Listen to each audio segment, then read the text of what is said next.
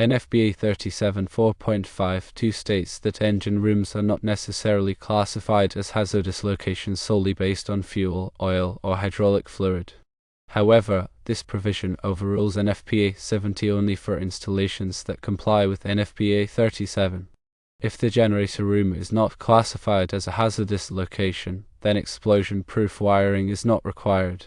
The use of rigid metal conduit, or RMC, with National Electrical Manufacturers Association, or NEMA, 4 boxes and no seal-off fittings is acceptable. NFPA 500.7K and 505.8 require propane detectors in hazardous locations where propane is stored or used. Since the generator room is not classified as a hazardous location, propane detectors are not required by the National Electrical Code, or NEC. Based on this information, the removal of propane detectors from the generator room is not a code violation because the room is not classified as a hazardous location under NFPA 70 and NFPA 37 does not require propane detectors. It is recommended to maintain the exhaust fans and louvers to ensure proper ventilation in the event of a propane leak. It is also important to consider other potential hazards in the generator room, such as electrical or mechanical sparks, and implement appropriate safety measures. And be sure to regularly inspect the propane fuel line and associated components for any leaks or damage. The generator room does not need to be classified as a hazardous location per NFPA 37 since the fuel is propane and the room complies with NFPA 37. Explosion-proof wiring is not required. Propane detectors are not required by the NEC since the room is not classified as a hazardous location. It is important to maintain ventilation and inspect the propane fuel line regularly. Considering propane standby generators, it's crucial to understand the interplay between NFPA 37 and NFPA 70 regarding hazardous location classifications. NFPA 37, specifically Section 4.52, clarifies that engine rooms aren't automatically deemed hazardous solely due to the presence of fuel, lubricating oil, or hydraulic fluid. However, this exception applies only when the installation adheres to NFPA 37's stipulations. In situations where a generator room is not classified as a hazardous location, typical wiring methods, such as RMC with NEMA 4 enclosures without seal-offs, are generally permissible. The NEC usually mandates propane detectors in hazardous zones where propane is stored or utilized, referencing sections like 500.7K and 505.8I. However, if the generator room remains unclassified as hazardous, the NEC doesn't mandate these detectors. That being said, the decision to remove propane detectors without classifying the area requires careful deliberation. Maintaining functional exhaust fans and louvers is essential for adequate ventilation, especially to mitigate potential propane leaks. Moreover, a comprehensive safety approach includes evaluating other possible hazards, like electrical or mechanical sparks, and deploying relevant safety protocols. Routine inspections of propane fuel lines and related components are also paramount to detect leaks or damage promptly. To summarize, a generator room fueled by propane may avoid hazardous location classification under NFPA 37, contingent on adherence to its requirements. Consequently, explosion-proof wiring becomes unnecessary, and propane detectors aren't mandated by the NEC. However, consistent ventilation and fuel line inspections are crucial for safety. Diving deeper, let's explore the nuances of applying NFPA 37 and NFPA 70 to generator rooms. It's essential to understand that NFPA 37 offers a conditional exception, not a blanket exemption. Compliance with NFPA 37 means adhering to all its applicable requirements, not just cherry-picking the exclusion clause. This includes proper ventilation, fuel system integrity, and overall safety measures. Regarding wiring, the NEC outlines specific requirements for hazardous locations, dictating explosion-proof or intrinsically safe systems. If a generator room avoids this classification, standard wiring methods are acceptable, but the installation must still comply with general electrical safety standards, including proper grounding, overcurrent protection, and conductor sizing. The absence of mandated propane detectors doesn't negate the importance of gas detection. While the NEC might not require them in unclassified areas, risk assessments might suggest their installation as a precautionary measure. These detectors can provide early warnings of leaks, preventing potential explosions or health hazards. Moreover, exhaust fans and louvers play a crucial role in maintaining a safe environment. They help dilute and remove any propane that might leak, preventing accumulation to explosive concentrations. Regular maintenance and testing of these systems are vital to ensure their functionality during emergencies. Fuel line inspection should encompass not only the lines themselves but also connections, valves, and regulators. Any signs of corrosion, damage, or leakage should be addressed promptly. It's also crucial to ensure that the fuel system is properly grounded to prevent static electricity buildup, which could ignite propane. Beyond these specific measures, a comprehensive safety program should include employee training, emergency response plans, and regular safety audits. Employees should be educated about the hazards of propane, proper safety procedures, and the importance of reporting any concerns. Emergency response plans should outline procedures for dealing with propane leaks, fires, or other incidents. Regular safety audits can help identify potential hazards and ensure compliance with safety regulations. Considering the role of the authority having jurisdiction, or OJ, it's crucial to have a thorough understanding of both NFPA 37 and NFPA 70, as well as local codes and regulations.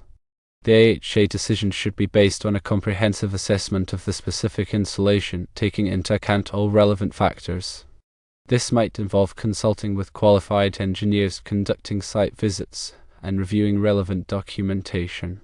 The AHA should also be prepared to justify their decisions and provide clear guidance to the facility owner or operator. In summary, determining whether a generator room requires hazardous location classification involves careful consideration of NFPA 37, NFPA 70, and local regulations. While NFPA 37 offers a conditional exception, compliance with all applicable safety standards is paramount.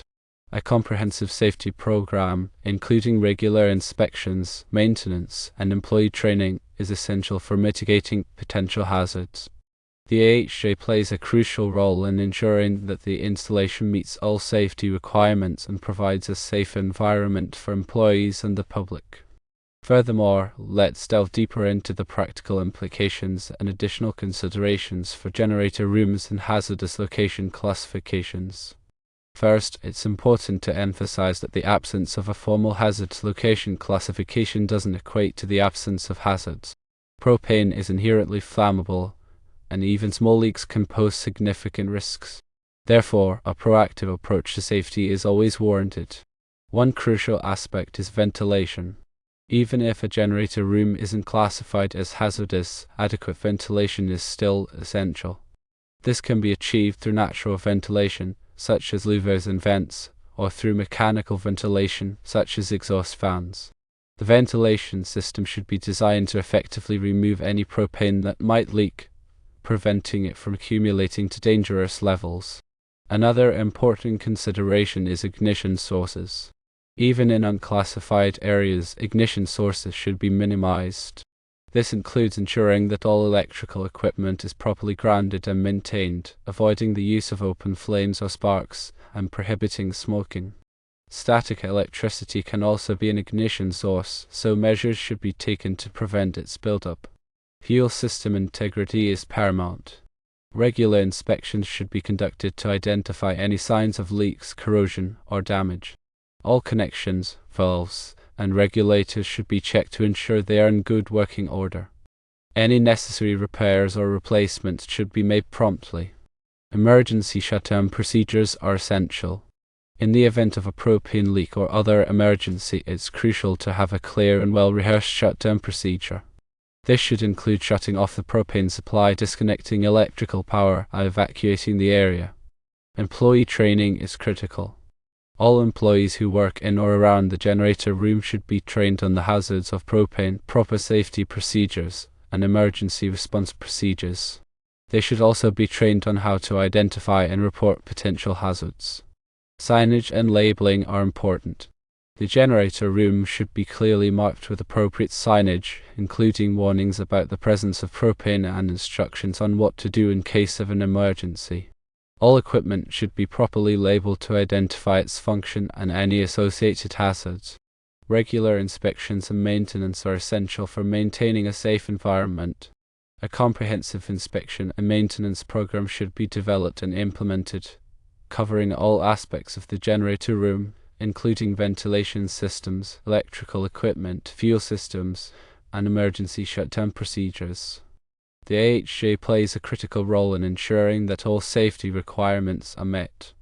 They should conduct regular inspections of the generator room and provide guidance and enforcement as needed. In conclusion, determining whether a generator room requires hazardous location classification involves a complex interplay of NFPA 37, NFPA 70, and local regulations. However, regardless of the classification, a proactive approach to safety is always warranted.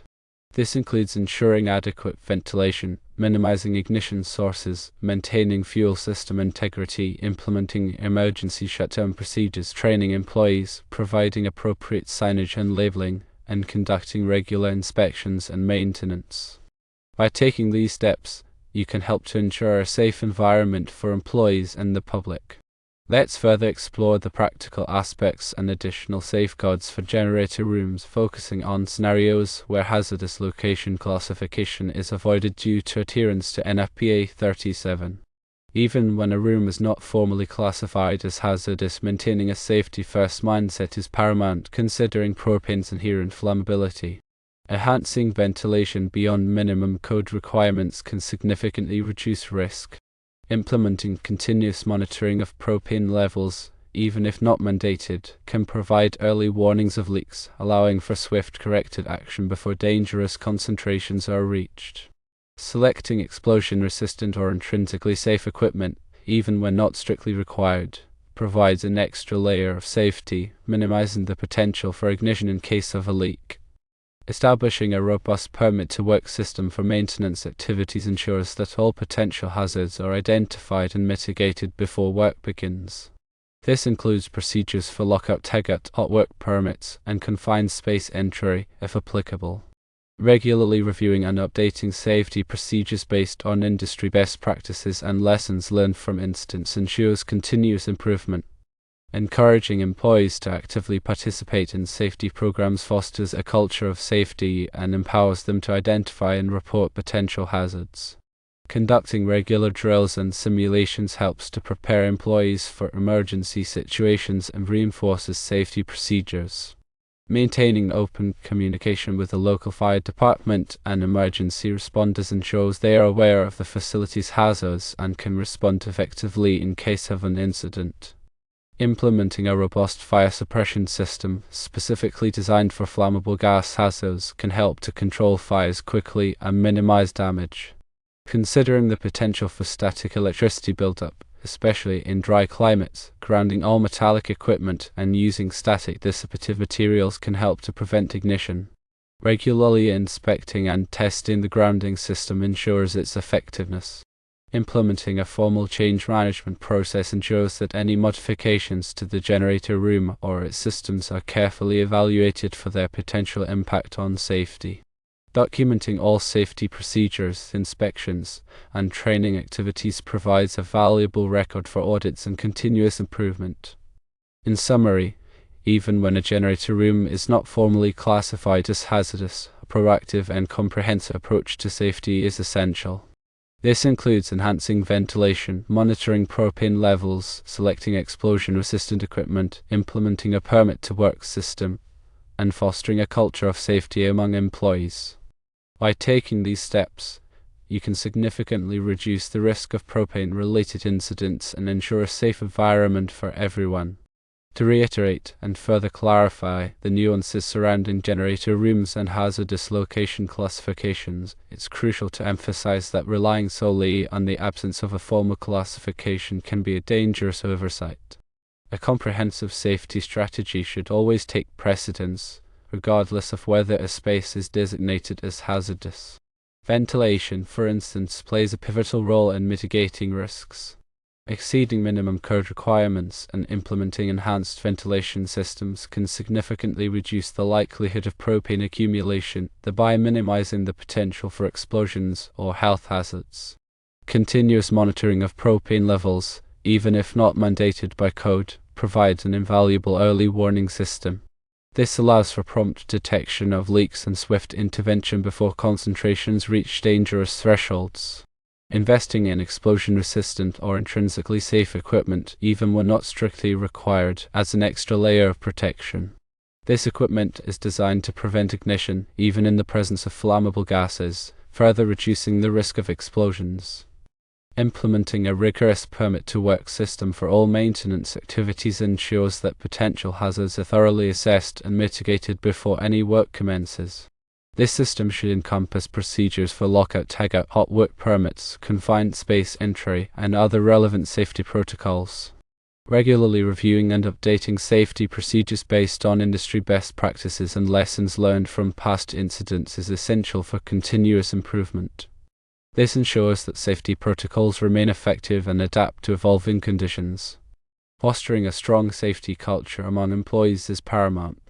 Encouraging active participation in safety programs, providing comprehensive training, and empowering employees to identify and report potential hazards creates a proactive safety environment.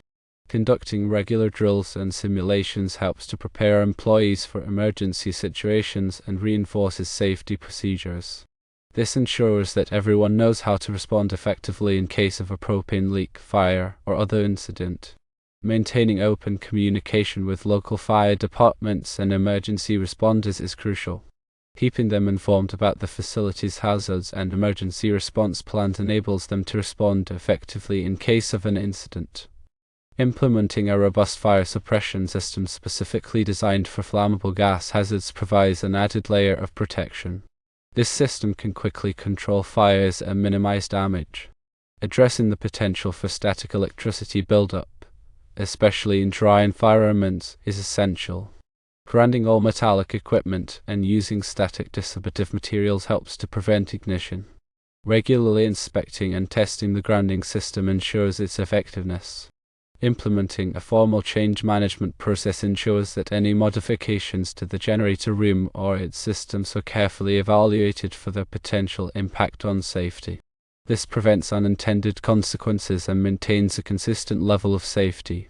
Documenting all safety procedures, inspections, and training activities provides a valuable record for audits and continuous improvement. This documentation can be used to identify areas for improvement and demonstrate compliance with safety regulations. In essence, even in the absence of a formal hazardous location classification, a proactive and comprehensive safety strategy is paramount. By implementing these measures, you can significantly reduce the risk of propane-related incidents and create a safer environment for everyone.